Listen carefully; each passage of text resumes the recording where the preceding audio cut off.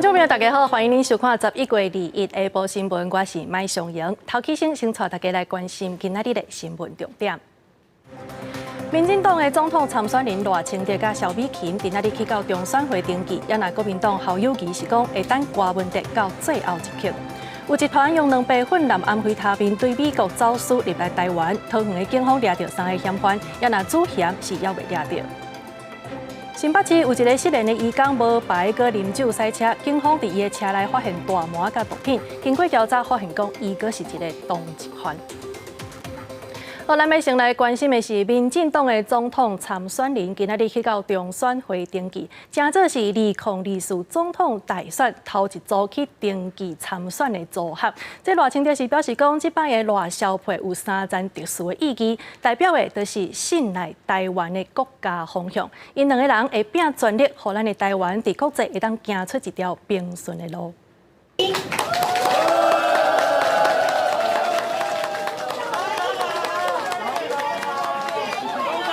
在支持者的行程当中，民进党赖清德甲萧美琴日一去中选会登记，上头乡正做头一组登记参选第16任总统、副总统的组合。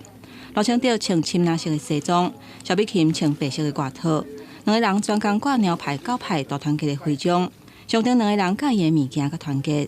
从去那边忙完，上飞机回来到现在，大概睡了5个小时。萧美琴讲，还阁伫咧调整时差，迄那赖清德是欢头喜面，表示2个人意志坚定，充满信心。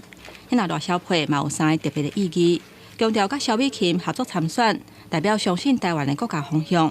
2个人嘛有丰富的行政经验，代表负责任、稳健的执政态度。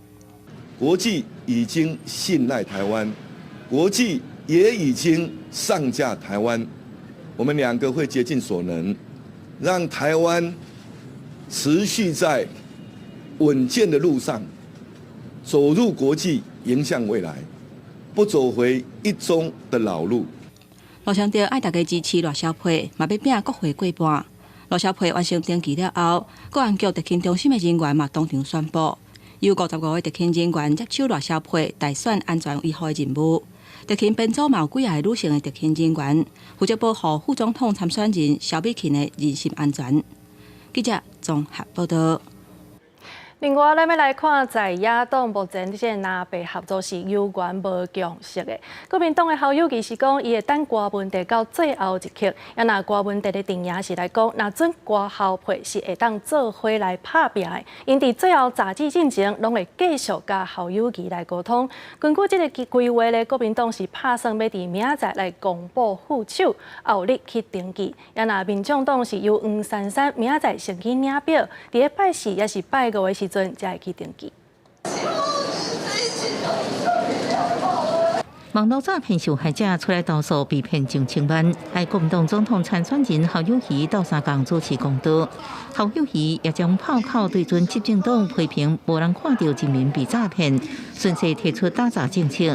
未来骗愈多，关愈久，部会整合组建打诈交叉伙伴，加强两化加国际强大机制。不过，即马大选登记期限愈来愈接近，外界更加关心那边最后是不是合理。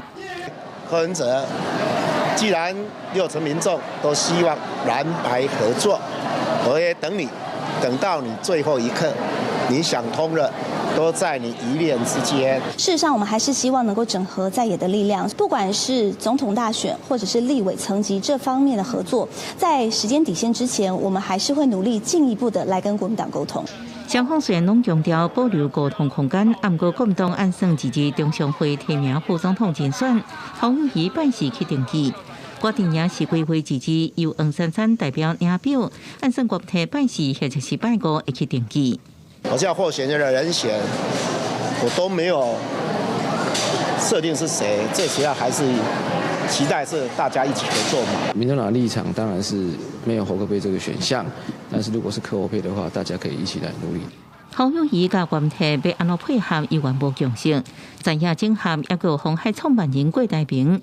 瓜过最近是一直会谈，是不是可能瓜过合咧？但伫含表示，两人大部分是讲政策方向配合议题，无讲伤过济。记者综合报道。南投县信义乡的东部村有一个人为着要找水源，煞无细力去跋落山坎。这个消防局是前往救援，因以分段抽索的方式，甲伊对下骹扣起来，再个用光的甲光点半钟的时间，甲光上救护车，过程是真艰难。四界拢是树木甲石头啊，加上山谷之间的关节差，互搜救人员每一骹步拢真吃力。伫南投县信义乡东部村的山区，20中昼有一个24岁姓吴的查某人，伫咧找找水源的时，无细力摔落去50公尺深的山坎。消防局结合警义消，组21人的搜救队去救人。快到了，再来，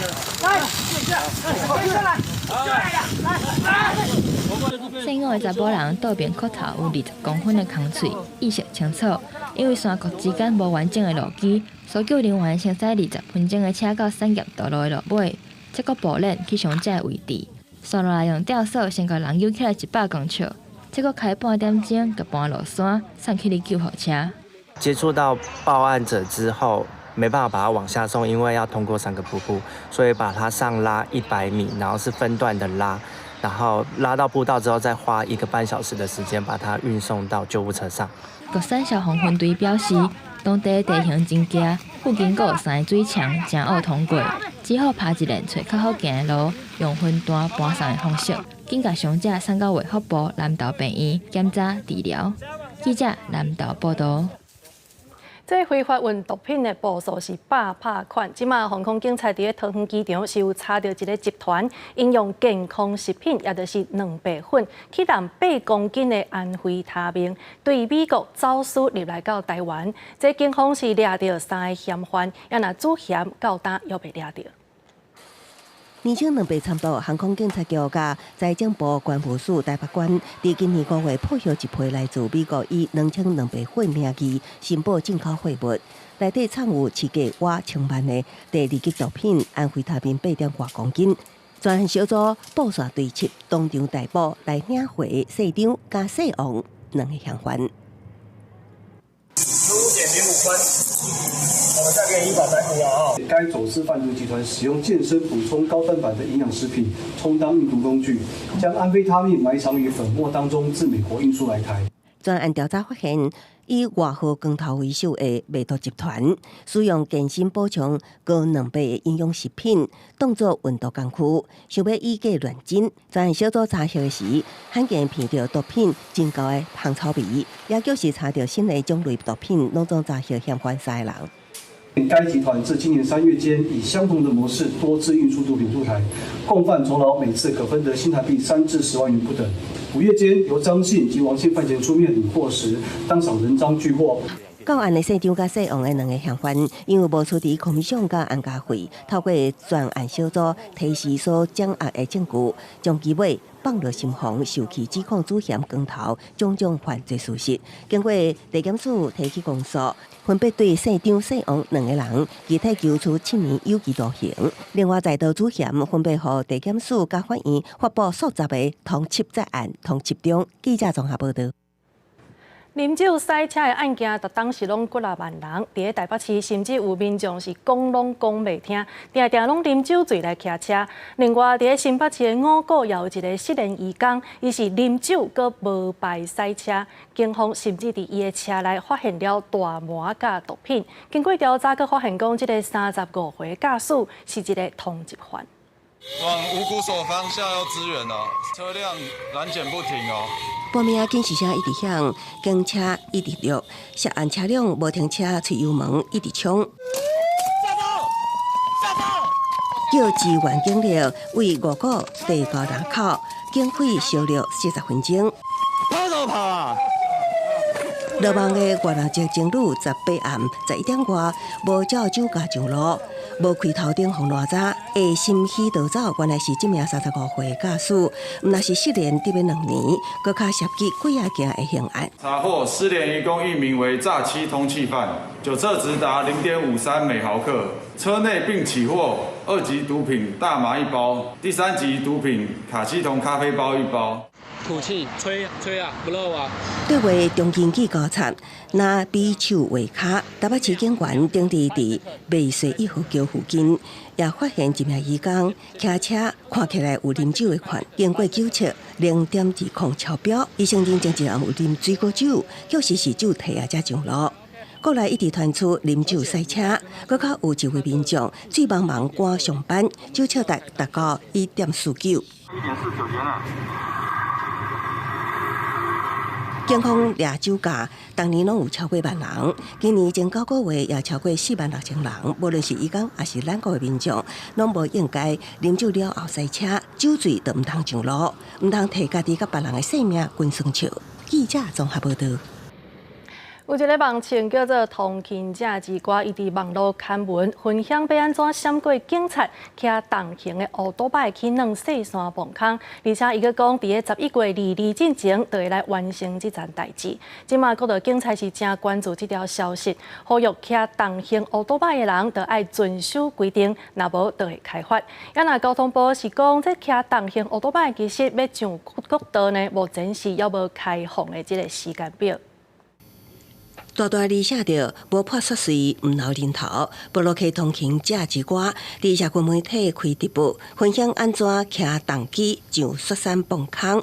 白河哪吒也发文向高速局甲国道第9警察大队邮告，会突破国道5号雪山崩坑。国道警察表示，目前还未看到有重机骑入雪隧，若讲有，将会依法处理。在此呼吁，请大型重机骑士遵守法令，勿于非交通部公告规定之路段及时段违规行驶高速公路。重机团体争取上国道，一直有动作，早起真侪民间团体来到立法院陈情，有个11月26会发动重机到交通部前顶控，表达3大诉求，包括开放大型重型机车行驶国道。重机会当停机车架，甲要求废除道路内侧车道、禁行机车甲强制2段式道路相关条文。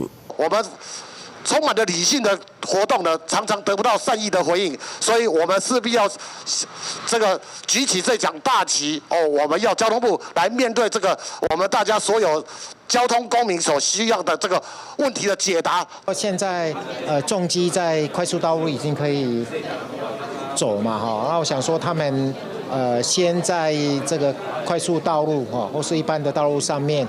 如果走到这个大家能够放心的状况，我们或许再来讨论。那目前没有开放的时间表。交通部搁一摆表示，有关重机就国道过去甲地方政府沟通，共识是目前也无适合。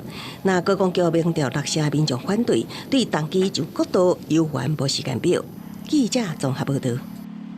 好，咱拢知影讲，这囝生少，学校的招生也会愈来愈困难。虽然讲即马政府有讲会甲私立的大学补助，也是减学费，也毋过今仔日高教工会是去教育部抗议，伊讲有58间私立大学的兼任教师，因的钟点费是30档拢无调整，所以要求政府一定要重视，想办法来解决。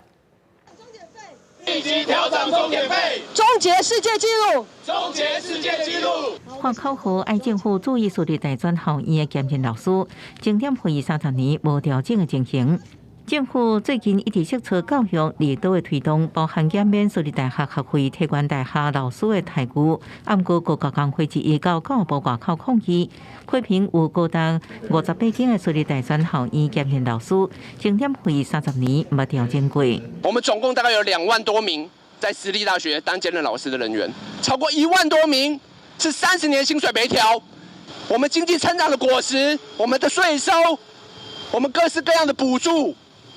到底去哪里了？坦白讲，去申请这样的一个记录，我觉得作为台湾高等教育里面的一份子，甚至作为台湾公民社会里面的一份子，都是一件非常可耻的事情。各教工会校舍这个员工是世界第一，已经提出金氏世界纪录申请，要求政府要重视这情形。各点名教育部长潘文忠要付出上大的责任。在105年开始，那么特别。为了要鼓励让各私校也能够来及时因应相关的物价调整那尤其在111年，特别也会针对这方面以70%来补助私校。对教育团体组长朴文勇表示，根据统计，差不多有32%的私立大专校院的兼任老师钟点费比公立大学较悬，其他私立学校教育部会陆续补助，未来也继续鼓励私立学校，特别是接受教育部的7成补助的私立学校，应考虑物价调整，增加钟点费。记者综合报道。在疫情期间，有真侪头家拢会互因的员工唔免入来公司，个人是直接伫外口当卡路上班就好啊。即马经济研究院发现讲，也有1/4的企业是用这款形式来上班，甚至佫变作是公司的福利。也毋过，其实若准这个员工伫外口上班的时阵，若发生了职业灾害，这责任是要安怎认定？其实到今也无一个做法。在疫情的期间，有不少企业烦恼群聚感染，互员工踮伫厝邻远距离上班。不过疫情了后，嘛有部分的企业也是实施远端办公，甚至把这种工作模式当作是招人的福利。疫情后呢，大概还是回到25% 的企业实施哈。但我们可以看到，疫情后有几个改变。第一个就是员工可以申请远距工作的企业家数比例是增加的哈，大概较疫情前增加了1倍，从2% 到4% 左右。中经院为2000多份调查的问卷当中发现讲，不少远端的工作者认为讲，这种工作方式可以让减少通勤的时间，较有法度照顾厝内。不过对管理阶层甲非管理阶层来讲，对工作效率甲绩效的评估，也有资讯安全的保护，有无同的看法。因若远距离做工课，除了时薪会议的增加，有关线顶顿卡。头家甲劳工的结果拢出现变化，不过嘛有日的专家提醒，远端办公甲过去面对面开会无共款，实施会议会增加沟通时间的成本以外，嘛要注意这灾的问题。假设员工在家里工作，或者他自己选择一个地方工作，他发生了职灾，那职灾的认定的责任到底是在员工还是在雇主？这可能是未来可能一些纠纷的产生。专家甲学者认为讲，透过合理绩效的评估，还有周期的社会规划，才会当确保远端工作袂影响劳动权益甲劳动关系，互远端上班成做新的工作形态。记者综合报道。台湾麻醉医学会是做一份调查，结果所发现讲，全台湾有7成的人会惊煮麻糬。因上界烦恼的就是讲，惊这麻糬若煮落去，就无法度精神，也是讲惊有副作用等等。即马专家就讲，其实即马的麻糬这副作用已经减8成，所以煮麻糬进前，若准会当找专科医师来讨论，就会当降低风险。13年前，2010年，台湾麻醉学杂志有发表一篇论文指出，国内麻糬的死亡率是美国和日本的12倍，所以侪民众若听到爱煮麻糬，有关是真惊吓。麻糬迄个量吼，数量伤多，结果就袂醒啊。他的经历啊，他的医疗的就是技术什么的，去多了解，我觉得也是蛮重要的一件事情。为着要理清民众的不安，台湾麻醉医学会有做一份调查，发现有7成的民众会惊煮麻糬，其中有37.2%的人上惊无法度醒过来，36.8%的人惊副作用，30%的人惊手术中醒过来。侪人因为这样疑虑唔敢手术，但是安尼可能会牵着治疗。学会和专家强调，麻糬药物一直拢在进步，副作用会当降低8成，也建议民众一定爱伫手术进前找麻糬专科医生讨论。了解谁是你的麻醉专科医师，谁帮你上麻醉，一定要求这个你有你要求知道的权利，甚至你可以要求见到麻醉专科医师，然后知道一些麻醉相关的风险。有一些不管是新型的一个监测仪器或新型的药物，都可以更精准的掌握病患在手术中的麻醉的深度，以及手术后、手术中的一个疼痛反应的情况。专家强调，麻糬是一项需要精准用药的专业。廖文静医生嘛，呼吁民众，亲像有糖尿病、高血压、BMI 超过30等等的患者，属于麻糬高风险的族群，所以做手术进前，都要找麻糬专科医师了解病史，才会当确保手术的安全和恢复的品质。记者卢尚如、郑春友台北报道。花莲县政府逐档拢会办团体结婚，也毋过说因为这个报名的简章顶头是以查甫兵甲查某兵来做分类，这互同性的情判是感觉真无受到尊重。今年这个县府虽然讲有改称呼，也毋过说讲办这个团体结婚是为着要来鼓励生囝，结果引起更较侪讨论。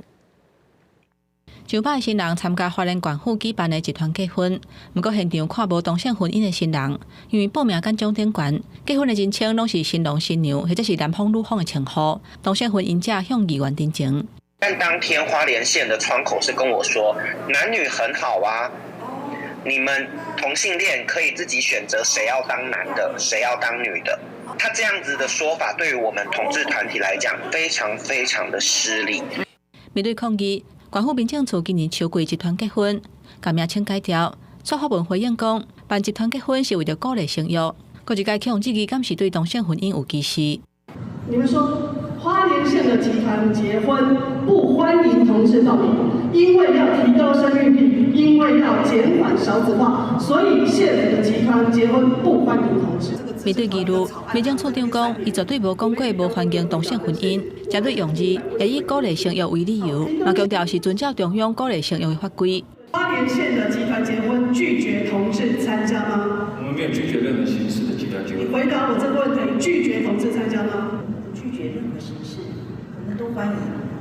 同性婚姻实施已经几啊年，不过英国包括前县长布昆奇几啊届讲无支持同性婚姻，即马佫加上新的争议。同性团体希望县府尊重多元的性别，尊重法律，保证同性婚姻的权益。记者综合报道。台湾环境保护联盟公布旧年度地方政府对环境的施政评量，因提到优等的县市是有屏东县、台南市，也阁有高雄市，需要改善的是南投县。也毋过，其实这个数字甲进前全国拢来参加评量相比起来，这届是有7个县市无提供资料，所以环团是表示真遗憾。台湾环境联盟针对各县市永续施政计划所推出的评量，今年进入第8年，这届成绩出来，得到优等的县市有屏东县、台南市、高雄市；良好的有4个县市，普通的有7个县市，太改善的是南投县。不过去年22个县市拢有参加，今年无参加的有7个县市，差不多占1/3。7个县市不愿意来提供资料哈，我们感到这个好像台湾这个开放政府哈，民众参与这样的一个民主深化的这样一个进程哈，好像停滞了，甚至好像有些倒退。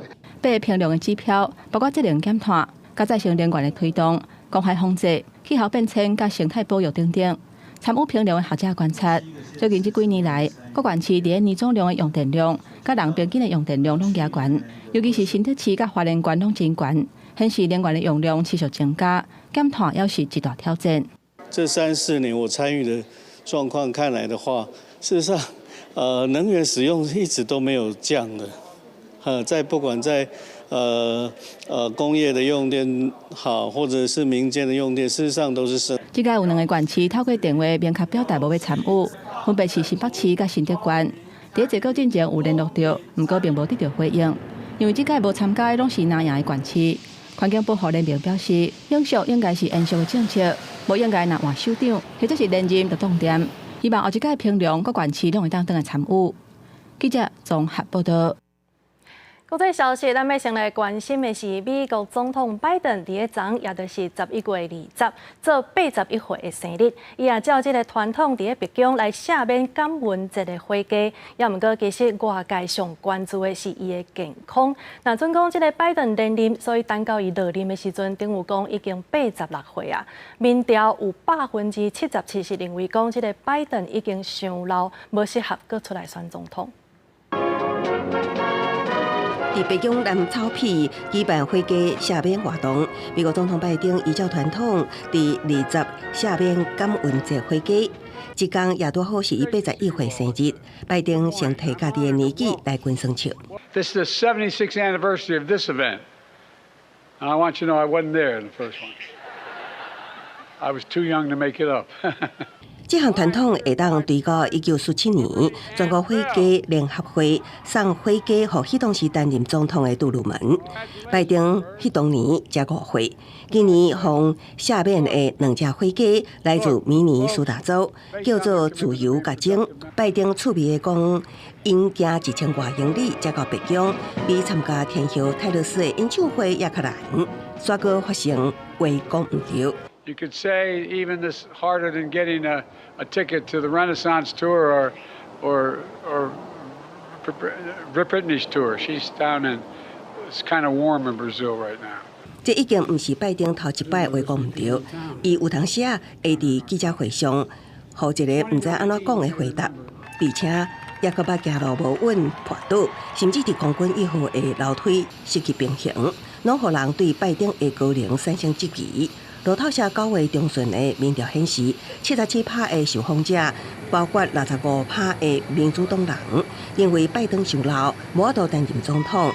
反过来看，77岁川普，只有56%的受访者认为伊的年纪上大。Our perspective is that it's not about age; it's about the president's experience. That's what we believe, and it's as they say, the proof is in the pudding. 美国广播公司 ABC 甲华盛顿邮报的联合民调显示，74%民众认为拜登的年纪上大，无适合连任总统；不过认为川普上老的人只有50%。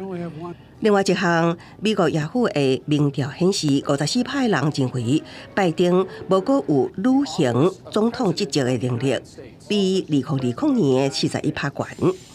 那拜登2024年1月成功连任，卸任的时阵，伊已经86岁高龄，会超过前总统雷根的77岁，写落新的纪录。公司新闻陈伟霆编译。全球暖化的问题是愈来愈严重啊！顶礼拜5，11月17，全球平均的温度是凭工业革命进程搁加2.06度，这个温度已经超过2015年巴黎气候协定2度的标准。联合国就来呼吁国际爱伫月底的气候大会来提出实际的减碳措施。巴基斯坦西部大省俾路支由非营利组织组成的小组站协助掉山民众恢复元气。热伤害已经不是伫个热天发生，即马地球暖化效应愈来愈严重，全球各地气候变化对人类冲击到上要紧的时阵。欧洲各办年气候变化服务副主任博吉斯20透过社群公布顶礼拜57日全球均分，第一摆超过工业革命时期进程的水准，也就是关出2.06度。根据研究，均分升悬2度，会对人类造成无可逆转的灾难性冲击，包含极端气候甲欠水资源，也个北极的冰层加速扬起。联合国环境规划署 UNEP 20公布的排放差距报告显示，到9月底至2023年，全球每天均温有86天超过19世纪中期纪录的1.5度，加上过10月甲11月前2礼拜，全球气温前分已经连续117天达到，或者是超过1.5度，占全年日数的4成，显示国际之间并无履行巴黎气候协议的减碳承诺。The world needs to lift the needle out of the groove of insufficient action and begin setting new records on cutting emissions, on green and just transition, and on climate finance, starting now. 联合国秘书长陈东强调，这份报告显示各国领导阶层减碳执行率的失败，背弃气候结果。In their response to the global stocktake, countries must commit to triple renewables capacity, double energy efficiency, and bring clean power to all by 2030. 气候大会 COP28 月底伫杜拜登场，联合国也呼吁各国爱提出新的承诺甲决心，确实落实减碳措施。公司新闻张淑芬编译。OpenAI 的执行长阿特曼顶礼拜互董事会甲示透露，即马伊是打算要加入微软公司来继续研究 AI。也若 OpenAI 员工是有几啊百人做伙来联署，要甲因的董事会换掉，若无就要对去微软公司上班。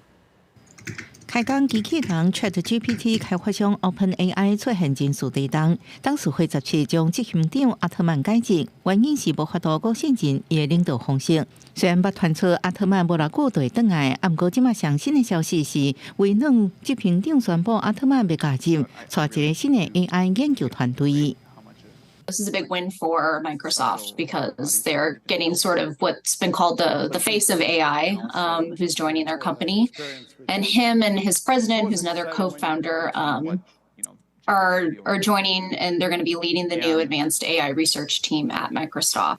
OpenAI 董事会伫被网络讲到，阿特曼甲董事会活动欠透明度，想就董事会监督能力。外媒报道指出 ，OpenAI 已经任命亚马逊影音串流平台退出前执行长希尔来做代理执行长。I believe that there will be far greater jobs on the other side of this, and that the jobs of today will get better. 今年5月，阿特曼伫美国国会听证会表明会全力配合进行负责任的人工智慧开发。不过，美国媒体报道指出，阿特曼主张应该加速 AI 发展，加扩大盈利模式，甲真侪共同创办人意见早就无同。不过 ，OpenAI 有数百员工公布时间，伫770个员工当中，有500多人伫联名会签名。Because they don't have, they don't trust their judgment and how they handled this situation. They don't understand why Sam Altman was pushed out just because of, what they said was a lack of communications with the board, and so they didn't have trust in him to run the company anymore. 联名会阁讲到，微软已经承诺会提供工作机会予4个 OpenAI 员工。微软已经投资 OpenAI 超过100亿美金，有49%的股份，佮将科技应用伫家己的产品。不过 ，OpenAI 董事会无愿意伫开除阿特曼的事件让步，也显示拒绝克服微软这大股东的压力。公司新闻陈伟仁评价。在地消息，咱要先来看云林的万东潮啊，即马当咧修成，也毋过农政单位煞接到陈情，讲进前小肯风台带来的灾害，互即个修成是减2成。西里农会也跳出来讲，因为即个修成减，所以遮潮啊的计数也对得起，目前一斤就要12块以上，这是2年来上悬的纪录。管潮区第3日来回收册啊，近期今年的日期就持续修成。但是，着近一阵仔小肯风台来袭，拄好碰上当咧抽水，导致出现叶仔打起、册仔污化等问题。好今年日期潮的具体产量减少。小肯风台来拍一个安尼，我起都来比一期的来讲可能1分地，我的部分差不多1分地减超500斤。虽然已经公告了10个乡镇，昨天经过县府的争取。那农业部又公告了斗南、园长、虎尾、大埤、西螺、北港等6个乡镇的天然灾害救助。这个地区如果农民有受损20%以上的稻米的部分，尽快到该乡镇去申请申报。西农会表示，近期日期潮陆续采收，以后每分地册仔会当收成1500台斤，但今年的日期潮受到风台影响，大约少收成1100台斤到1200台斤。平均每分地减收300台斤，导致现在单车收购价数每台斤12块以上，创下2年新高。今年的价数会比去年2期它的价格增加1成。目前1台斤单车咱拢基本拢已经收到12块外超过啊，已经创下那个历年的新高。因为在105年梅基台风来袭的时候，那时候的价钱才12块出而已，现在甚至有些地方已经收购都超过。西农会嘛讲，今年日期单车的收购价数创下关价，除了受到风台减产原因以外，佫包括嘉义和台南因为欠水实施轮灌休耕。减少2万公顷的稻作种植，有真侪南部的米厂业者，因此北上收购单车仔，日期单车仔创下新关价。记者王云报道。宜兰第一座社会主体伫今仔日破土啊，这是预计伫2027年会当完工，提供396户。内政部是强调，这厝税会参考宜兰这正10冬来一般中古市场的行情，过来拍8折。也若新兴中介甲中介收入的人，其实因的厝税会当搁再减。第3场，一切人和吉祥。行政长陈建仁甲官员宣布，宜兰第一座社会主体伫罗东的村前安基正式动土，总工程费差不多21亿外，提供396户自租不必2017年完工。租金当然在宜兰就用宜兰的租金，它就是用我们旁边10年到40年一般中古住宅的市场租金当做租金标准。内政部强调，宜兰社会主体品质甲全国各县市同款，按过租金会参考宜兰19、40年一般中古厝的市场租金，佫拍8折，新涨价甲中价收就好，租金也可能佫较低。根据国家主体甲都市更新中心的资料，全国社会直接起的社体目前已经9万户，目标明年全国直接机关启动起社体。应该还是会有人会想租啊，会想租这样。为什么？因为就是买不起啊。你的话，你会想要租吗？就是如果这样，会怎么说？就是比较便宜这样。宜兰民众认为，厝价悬，老社体确实有作案意愿。有帮助分析，自高铁宣布到宜兰，房市每年拢起3到5%，厝价悬，和税厝需求变佫较济。那但是如果说以整体来说，每一年大概3到5%，这个应该还算是很基本的。宜兰的房价也越来越高，那租屋需求也越来越多。宜兰县租赁公会认为，罗东市区厝税悬，恐惊社体无够用。宜兰县目前除了罗东，宜兰也有2个所在规划起社体，未来会提供700户，是不是真是有这么些需求？爱去观察。记者综合报道。台南市延平渔港的看港大桥，本地伫2021年就要起，也毋过到今已经流标9摆啊。这工程费也一直咧增加，原本是对正10亿，变做即马是要挖20亿遐尔济。台南市政府是讲，若准阁标袂出去，会开放予外国的公司来投标。台南安平老街古堡这景点，游客一直拢真爱去，尤其假日人是叉。嘛因为安尼4公里的车路总是互车塌掉咧。为着要解决塞车，市府嘛按算要起跨港大桥，原底2021年就要动工，煞一直流标。没有可以，那就比较对17路汽车给再过来，对，那才当过来，他们只要消费月啦。那只是说不要再拖了，因为再拖下去。游客啊，对安平的印象越来越差。为什么？车子很塞，那不好进来。连那个台南当地人都说，假日不敢来安平。民众希望会当赶紧动工，消透当地交通压力。台南市府强调，到目前为止已经流标9届，目前已经阁增加要4亿的预算。有计11月23阁开标，若是阁流标，台南市府嘛无排除开国际标。经过公务局多次的招标流标后，退委检讨，经重新计算人力成本及修改预算之后呢，已在增加近4亿元的预算，目前花包总经费约19.69亿元。安平渔港跨港大桥由城平路下过渔港航道，接到永华路，差不多1010公尺。小头安北路进入安平旧城区观光车流，也分流市区第17线中华西路交通，毋但提供民众更较方便的交通路网，也促进观光发展。记者综合报道。高雄的城市公路过去是真出名的所在，也毋过即马因为开发的重点改变，所以迄搭已经无较早遐尔落力啦。真侪人是拢感觉真可惜，所以针对这项问题，工务局是表示讲会找原底的设计师，搁再来翻新。壁顶的画色水已经褪掉，有的甚至褪色到看袂清楚。伫高雄中央公园的城市光廊，2001年启动了，本来是真有名的景点，游客一定会来的所在，阁有袂少县市来取经。2009年因为委外经营亏损严重关起来，虽然2014年捌阁开始重慢征收，但随着附近新竹港相关稀微等原因，繁华不再。没掉了，比较没有以前的那样。偶尔就是年底的时候就举办市集，就是人潮会比较多啊。艺术家吴文勇设计的4名之树，即马煞拢生鲜，周边阁有真侪雕像特色。过去成功将更加公共艺术加入去街路的城市光廊，即马公园内底有袂少街友，阁有人伫路边拍衫，对比过去的风景，互民众甲民代拢真感慨。希望会使进行征收规划。有市集是很不错啊，就是有一些文艺的东西啊，或者是有一些表演，可能一些音乐人可以过来表演。公园处将先针对灯光及设施损害部分进行修复，并加强维管。另外，后续将找原设计师讨论城市光廊改造内容。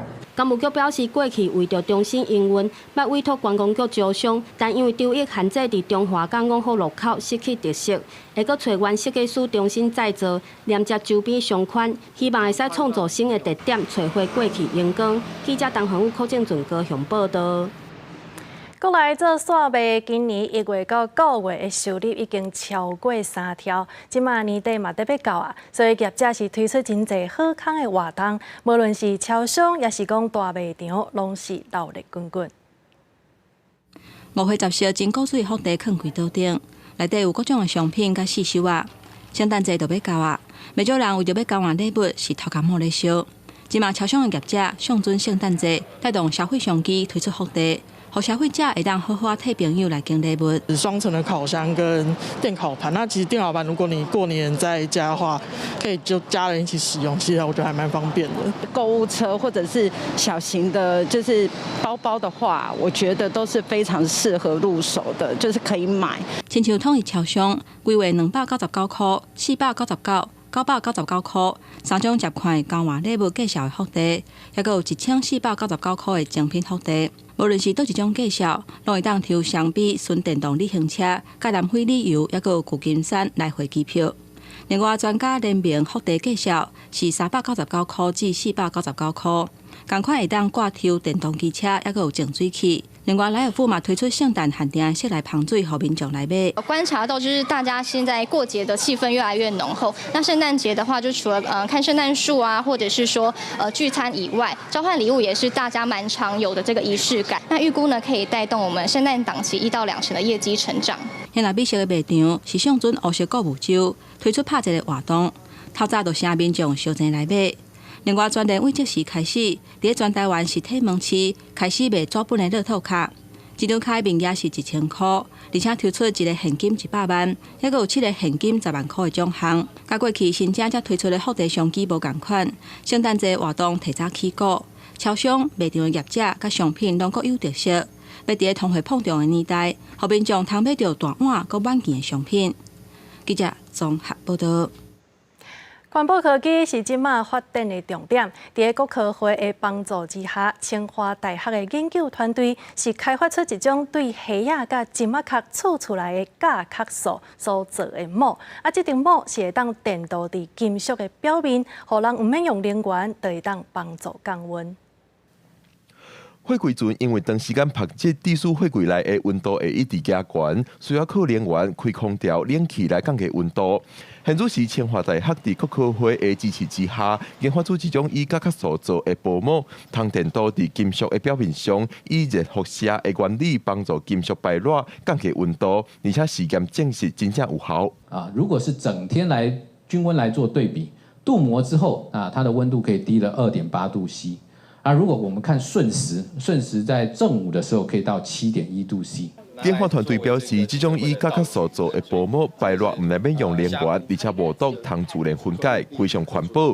以火柜做的降低空调的需求，就通达成省能源的效果。目前其实大部分的薄膜的制品，它不是散热，它是隔热，所以是热进不来，但也出不去。我们是要把里面的热给抽掉，可以应用在所有户外的金属的装置，包括我们的管线啦、储存槽啦、以及一些屋顶的金属屋顶等，那来减少我们所需要的空调的成本，那这样当然就降低了我们能源使用的一个需求了。研发团队估计未来通应用伫火柜船、铁柱、金属钢线一寡护挂设施。这个发明已经摕到台湾甲美国的专利。研究团队表示，有咧参企业合作研究实际应用，未来也会当帮助企业降低成本，走向净零碳排。记者郭谢桂林台北报道。文化消息，咱要来看作家陈烈，伊的本名是叫做陈瑞麟。伫个白色恐怖期间，伊是互人判违法宣传，所以掠去警美的军事看守所关4冬。伊甲监狱内底的见闻是化作创作的养分。伫个出狱了后，要投入政治的工作，因为伊追求文学的态度是互人真尊敬，所以摕到今年的53连奖文学奖。但是阮入来的时阵一堆迄个门遐有一个大门，迄边仔咧，迄边咧过，就对入来。作家陈烈本名陈瑞麟，带记者行一个国家人权博物馆。这个所在原底是警备军事看守所。闷闷的，就该收押起来，收押就去看守所。这慢慢就收押，这个过程大概偌久？我随马上。你差不多你若直接问1点钟1点钟问完就去啊。第一天，应该是检察官，佮一个书记官，安尼2个人，我就徛伫遮，入来，安徛咧。1972年，陈烈因为参学成功反攻大陆无希望，互人认定是违法宣传，关4年8个月。伫在家的期间，陈烈继续读册，了解西方一体学、文学，拢成做伊落尾创作的养分。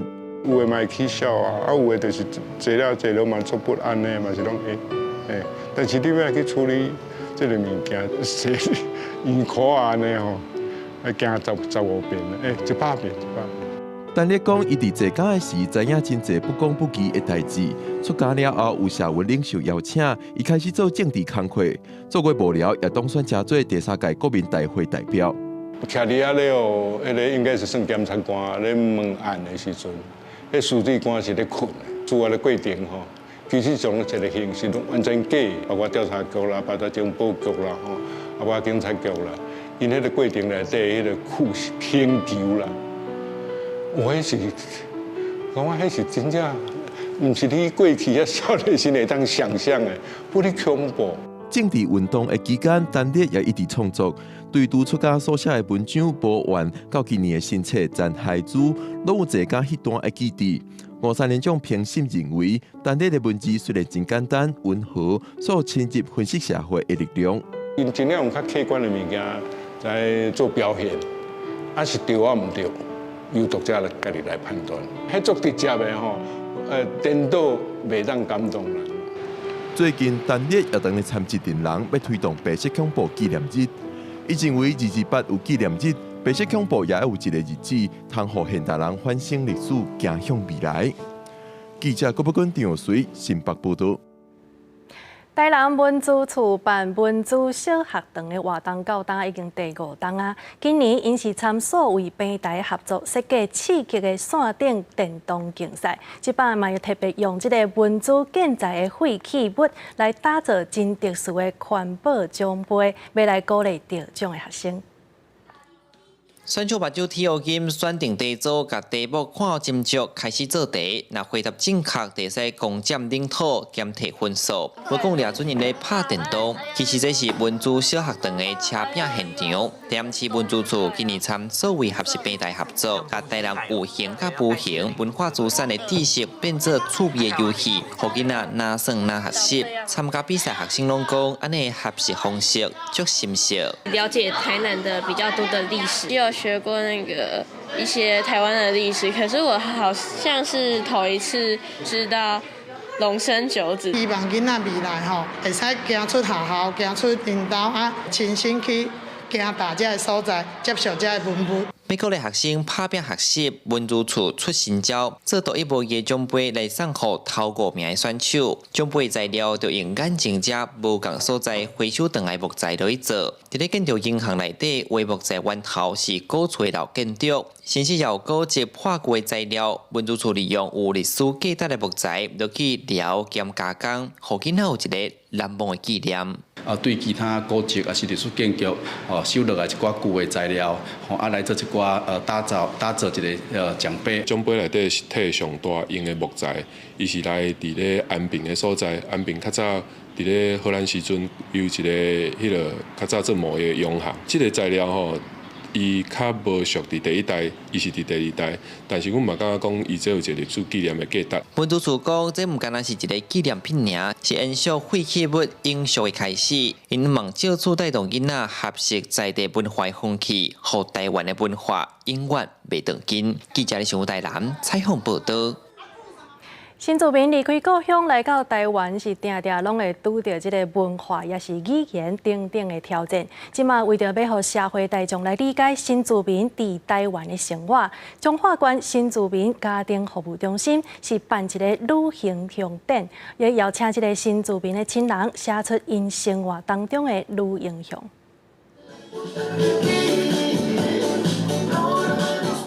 大家对热烈的音乐欢喜跳舞。这是来自印尼的迎宾舞蹈。中华关新住民家庭服务中心举办女英雄展览，邀请新住民的亲人写出因对太太的佩服甲感谢。亲像这位印尼华裔的丁日辉，是翁婿心目中的语言天才。阮某算伊嘛会晓翻译，就是讲印尼啦、印尼话啦，要翻做国语嘛会晓，啊嘛会晓英语，啊嘛会晓客家话，所以讲其实伊比我较厉害。还有这位兼顾家庭甲工课的曾武豪，等到囡仔读国校啊，较有时间，就开始读册，不断挑战家己，嘛互翁婿真佩服。最近有一段时间有去参加迄个新住民的迄个语文教学迄个资格吼，所以即马摕到证书了后，伊即马伫咧国小内底咧做老师，咧教迄个印尼话。对印尼过来这里，伫遮来台湾遮吼，比如说翁对咱无，咱会感觉足艰苦，感觉足孤单。但是无，阮翁就好啊，就是不管在你，我觉得安尼就好。这边展览主办单位阁邀请新住民甲亲人做伙穿母国的传统服装参加，有印尼的巴蒂、拉尼，阁有甘布济的沙龙等等。希望透过活动的分享，带大众用无同角度来认识新住民国家文化。记者杨淑晴综合报道。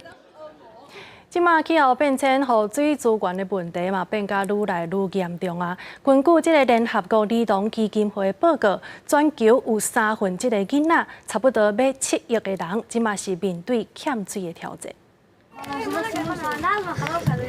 去到空塘个这囡仔，当要去溪边入水溪生活用水，伊毋过详细甲看，这溪水的水质拢落袂清。联合国儿童基金会最近公布一份2021年儿童气候风险的新补充报告，显示全球的儿童受到气候危机影响真深。这份报告赶伫30号要举行的 COP28 第28届联合国气候变迁大会进行公布。报告内底以欠水资源、水资源脆弱性、甲水源水质是毋是当用、甲方便取得的水资源压力来关心欠水问题对儿童造成的威胁。发现全球有1/3的儿童，差不多7亿3900万人，已经生活伫个严重也是极度欠水的地区。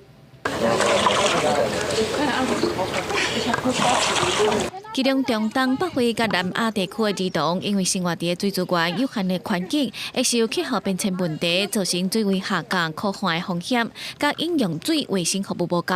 2022年的报告显示，这儿童的人数达到4亿3600万人，特别是水资源极度脆弱地区的国家，每10名儿童内底都有8个人陷入欠水的危机，嘛是造成5岁以下儿童得到疾病死亡的主要原因之一。公视新闻台是唐炳英。日本的京都是文化古都，伫个街头巷尾拢看会到传统的乌式茶房仔厝。也毋过，因为遮个茶房仔厝已经无符合现代的需求，所以渐渐失落去。即马就有一寡少年辈开始来动脑筋，要甲旧厝翻新做民宿，其实真受欢迎。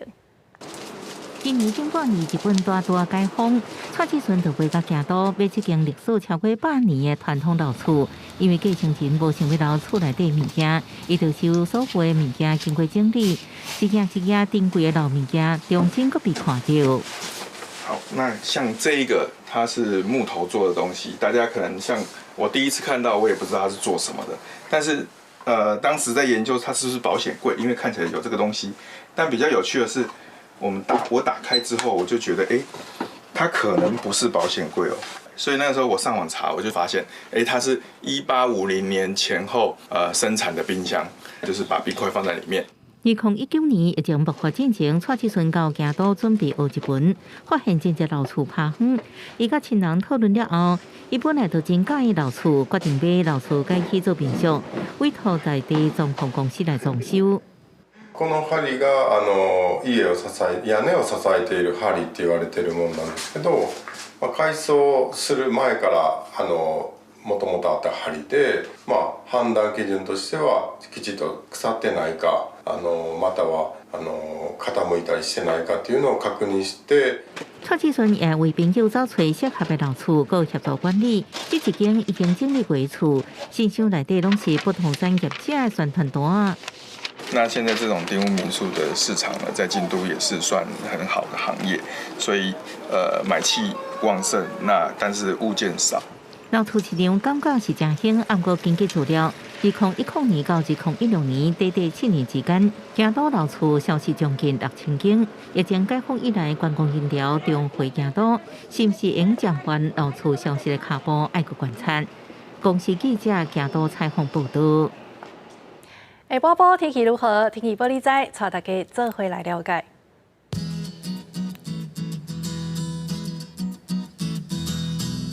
北部地区20到27度，